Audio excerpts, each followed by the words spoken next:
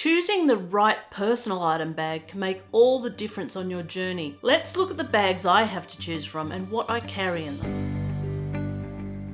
Welcome to Linky Lifestyle. I'm Mardi and I've been travelling for over 25 years with my husband Michael. We love to share our expertise with you to help you plan holidays that aren't just fun but truly unforgettable. What's a personal item? Well, generally it means the bag you take on a plane that you put under the seat in front of you. You could also have a roll-on suitcase or another larger item in the overhead locker, and then there's checked luggage. Today I'm concentrating on the personal item. Different travel scenarios require different bags, and I have 7 that I've used or I'm intending to use in future to cover my different needs. For me, 2 of the biggest factors in what bag to select are the length of the flight and whether I'm taking my laptop. Sometimes I need to maximise what I can carry in my personal item to supplement my checked and carry-on suitcases. And sometimes I'm trying to keep it light due to a number of accommodation transfers or the need to use public transport or climb the dreaded stairs. These bags range in capacity from 10 litres up to 38 litres, and all except 2 have laptop compartments. I'll go through each bag and give a quick run through of its specifications and pros and cons, and tell you when I'd choose that item as my personal item.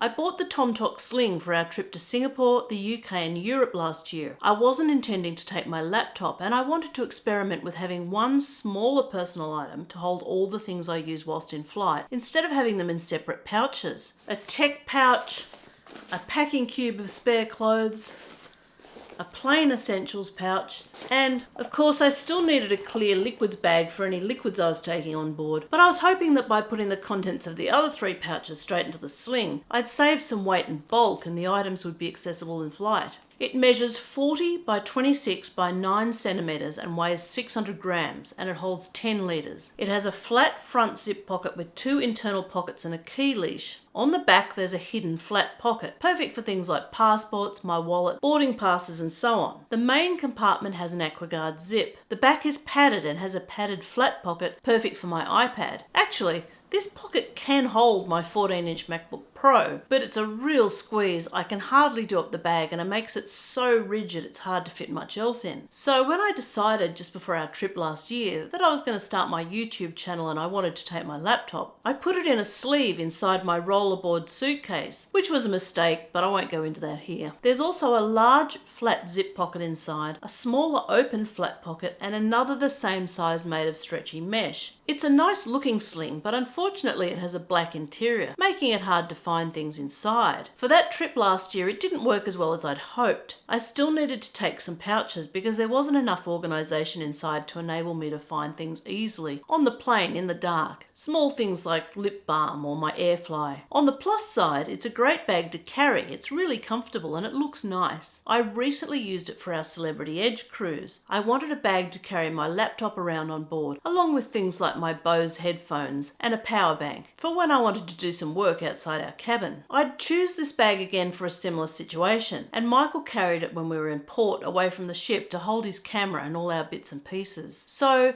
for me it's not primarily a personal item for flying, but it has other uses, so it still has a place in my travel collection. I have the largest size in the Bellroy Tokyo Wonder tote, and mine's grey, which I don't think you can get anymore. I bought it when I used to carry a massive 16-inch HP Ebook for work. It was a data workhorse and had weight and dimensions to match. Fun fact, when I'm not on YouTube, my alter ego is building massive spreadsheets to analyse tens of thousands of rows of data, which is why I had it. This bag measures 32 by 48 by 12 centimetres and weighs 700 grams. It holds 15 litres. It has a large main compartment with a laptop sleeve, 2 water bottle pockets, and a mesh pocket in the upper half on the front side. On the outside in front, there's a large pocket divided into 2 with a couple of smaller admin pockets and pen pockets, plus a key leash. It has a flat pocket on the back and a pass-through strap. The main compartment zips up completely, although I mostly have too much stuff in it to do that. This is my everyday work tote for carrying my laptop and my lunch when I work in the office, but I've also used it for some travel. It doesn't hold a great deal, and even taking it to work, once I get my laptop and A4 size size notebook in there isn't much room for my lunch. And if I put a water bottle in one of those pockets, that significantly affects what it can hold. I'd select this bag for travel when I'm taking my laptop and there's no flight or just a short flight. It's reasonably lightweight and compact. It protects my laptop and will hold other things such as my DJI Osmo Pocket 3 camera, plus a small tech bag, my iPad and some odds and ends. The organisation pockets are great and well designed, as all Bellroy products are. Bonus points for Bellroy being an Australian brand. I used to use the Longchamp pliage bag that you see a lot on YouTube as a personal item, but it's pretty useless. It only has one tiny internal pocket with no zip, no external pockets and no luggage pass-through. I don't know why people rave about it. This is the bag I bought to replace it. The Hedgren Swing tote measures 23 by 15.5 by 38 centimeters and weighs 550 grams, which makes it the lightest bag here. It holds 18.8 litres. It doesn't have a laptop compartment, although I have used it to carry my laptop, putting the laptop in a separate protective sleeve. It has heaps of pockets, two almost hidden ones under the handles, a zip pocket on the front, a large zip RFID protected pocket internally, and some slip pockets and pen slots inside too. And the luggage pass-through has a zip to convert it to a pocket, although I have a rule never to use these convertible pass-throughs as pockets because I'm worried that one day it'll be open and I'll put something in it that'll drop straight through. It comes with a shoulder strap and the top zips up completely. This bag is a great choice if you want what I call a stuff it all in bucket. I can carry my needs for a short flight, my handbag, a cardigan or hoodie, my iPad and a bottle of water easily. I wouldn't use it for a long flight where I need a tech bag and some skincare and makeup though. The pockets are good for organisation and help me keep things straight. The Nomad Lane Bento bag is a popular option in YouTube land. It measures 43 by 20 by 25 centimeters. It weighs 1.25 kilos, the heaviest of the bags I'm looking at today, and it holds 24 litres. It comes with a small toiletries bag and a small tech bag, which fit into the pockets on top, making them easy to access. It has a water bottle holder on the side that zips up to keep it neat when you're not using it. There's a laptop compartment and an external admin slip pocket. It has a convertible luggage pass-through, but as I said before, I never use those as pockets. It also has a small, almost hidden phone or passport pocket between one of the handles. It comes with a shoulder strap that has a place to keep it inside the bag. I've said it before, I love how this bag looks, but I don't love how it packs. I think the problem is that it's too compartmentalized and that restricts its capacity. Throw in the little pockets with the small toiletry and tech bags and your space is being seriously eaten up. The laptop is in the middle of the bag, which is great for protection, but it's a hard barrier between the two main compartments. The outside admin pocket and the small phone pocket, not to mention the luggage pass-through, are extremely tight if this is anywhere near full. I like to make use of the whole capacity of a bag, but if I do so with this bag, I can't use these pockets, so it's a bit of a waste. The only situation in which I found this bag useful was when I went to Sydney this year for surgery. I used this bag as my personal item because I didn't need much more than my laptop, iPad and a water bottle in it for my short flight. I then used it as my overnight bag for my stay in hospital, which it was perfect for. I don't think I'd ever choose to use this as my personal item again, unless I needed that overnight bag function. It's too heavy for its capacity and it doesn't hold enough to make its weight worth it. There goes my chance of a huge sponsorship deal with Nomad Lane. At least you know I'm honest. What's a non-negotiable in your personal item? Comment below and share it with me. And I'd really love it if you'd subscribe and give this video a like too. We're trying to get to 10,000 subscribers and we still have a long way to go. The Timbuktu Messenger is an ancient workhorse that I keep coming back to. I measured this bag and weighed it and it's 46 by 34 by 15 centimeters and weighs 1 kilo. I don't know its volume, so I looked at the current Timbuktu extra large custom classic messenger and it holds 32 litres, which seems a reasonable estimate for mine compared to the sizes of the other bags I have, but I'm not 100% sure. I bought this in 2011 and customised it. I still really like this raspberry and grey. This differs from the current custom classic messenger by Timbuktu in that it has this separate laptop compartment that zips all the way open so you can lie it flat for airport security screening. In theory, you don't have to take the laptop out, but in practice I've always had to. There's a lot of pockets here. 2 laptop compartments, one of which has Velcro to separate it into 2, so that's great for my iPad on one side and other flat items on the other. The luggage pass-through has Velcro at the bottom, so it can also be used as a pocket. But given my rule of not using these as pockets, I put some fabric over the Velcro so it's permanently open. It used to be really hard to use when I had to split the Velcro whilst putting it on my suitcase handle. My poor fingers really suffered. There's a reasonably sized oversized stretchy water bottle pocket on one side, and under the flap on the front there's a few pockets, including 2 fleecy lined ones that are great for phones and small cameras, or even sunglasses. There's what they call a Napoleon pocket to one side, so you can access things like passports and boarding passes without undoing the flap. Then there's a zip pocket with a key leash. Inside the bag, the pocket fest continues. I don't think I've ever used all the pockets in this bag. There's a flat pocket on the back that has Velcro to keep it closed, 2 side mesh pockets, and then along the front there's 3 open pockets,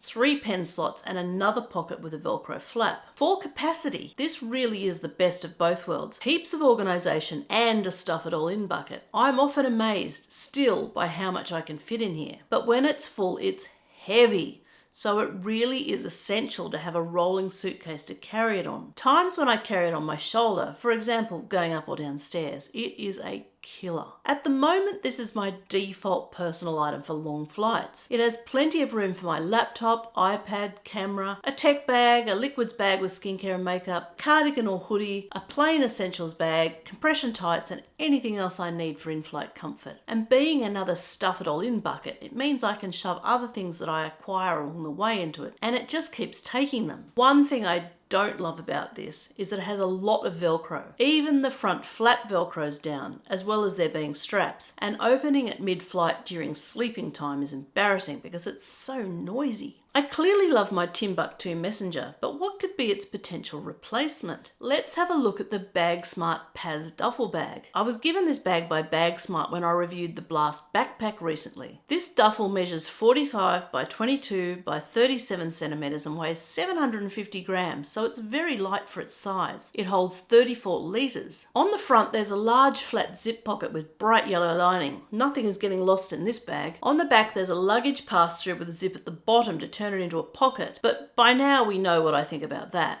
Inside it has a large, lightly padded laptop pocket and 2 elastic-edged pockets that are half the width of the bag. It also has a waterproof pocket that's only fixed at the top. I do wonder if this pocket might be a bit annoying flapping around inside. And on the bottom of the bag, externally, there's a large zip-open compartment meant for shoes, but it'd be a great space to pack spare clothes or anything else really. I haven't used this bag on a flight yet, but I'm thinking it might actually replace my Timbuktu Messenger. It holds a bit more and it's lighter in weight, and it doesn't have that noisy Velcro. It doesn't have as much organisation, but I don't think that's a problem as long as I can have the essentials organised. I'm definitely going to use it as soon as the opportunity arises. I was given the Bagsmart Blast backpack to review, and I'll link my full review below. By the way, this video isn't sponsored by Bagsmart or anyone else for that matter. This backpack is 31 by 42 by 21 centimeters, and if it's expanded, the 21 goes to 26 centimeters, but it's getting a bit too big to be a personal item if you do that. It weighs 900 grams, so it's also very light for its size. I did a full review of this bag, so I'll link that video below rather than repeating everything. It has lots of really convenient organisation, is quite lightweight and holds a lot, so I could see myself using this for a longer flight where I needed to take my laptop and perhaps wanted a backpack whilst I was at my destination. We're going to Egypt then Petra in January, and I think this might be a good fit for that trip. Different situations call for different bags, but I don't think I really have a different situation for each of these 7 bags. It's probably time to forget about the Nomad Lane bag, and the Hedgren bag is really only useful because I have it. If I didn't, I could easily use one of the others. And my Bellroy tote is really for my day-to-day going to work needs, which leaves 4 bags as options for my personal item needs. The TomToc sling, the Timbuktu Messenger, and the 2 Bagsmart bags. If I didn't own any personal item bags, would I go out and buy all 4? I don't think so. I'd probably aim for equivalents of the TomToc sling and the Bagsmart Paz duffel. They seem to be the best 2 options for most situations. What's your favourite personal item bag? Let me know in the comments. Now go here to watch one of my early videos on long haul flight comfort. See you over there.